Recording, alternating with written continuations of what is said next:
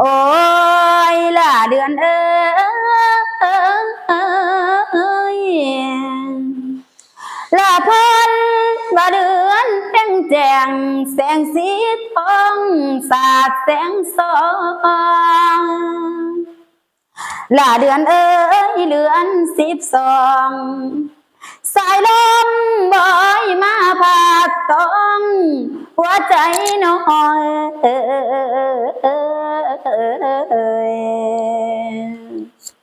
ห่วงแต่แฟนหัวใจน้อยห่วงแต่แฟ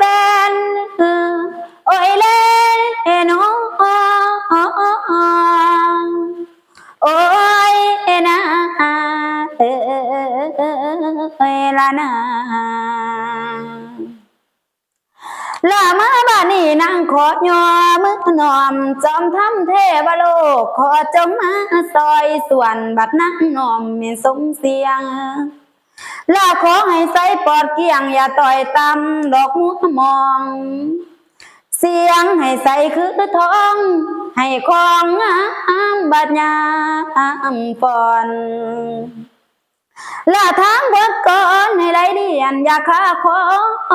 เจ้าแขนข้างโอ้ยเลนเสริมกำลังให้แกนกาตาเว้นแจงอย่าอ่อนแห้งลาสาวนิ่งคำบอกซื้อแจ้งซื้อแจ้งเป็นน้องใหม่ในวงการฝากผลงานนำคนฟังให้เด่นหลังในเด้อทาน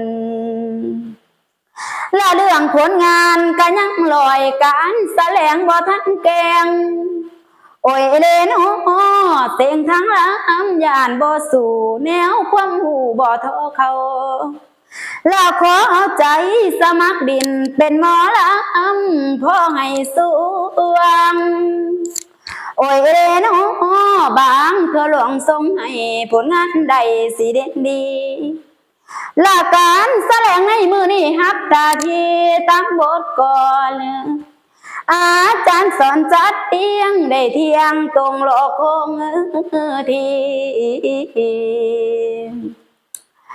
ลาสาวบัวพาคือน้ำคอยคอยฟังเอาเบากันง่ายละพ่อแม่เอ้ยละเดืองลูกไฟกับยาไผสิเอาขี่เปื่อนละมาปลายหลอกใส่ไผละมันแล้วอกลูกสะใภ้สั่งแม่ยาบอกคือไผความเหลือใจก็เพราะเองแต่ความขนาเบามือนี่เลยสิบ่หาผ้าเขารัดสันลานที่เท่ายางสิไปหาขันดินไผ่ตะเวนคอย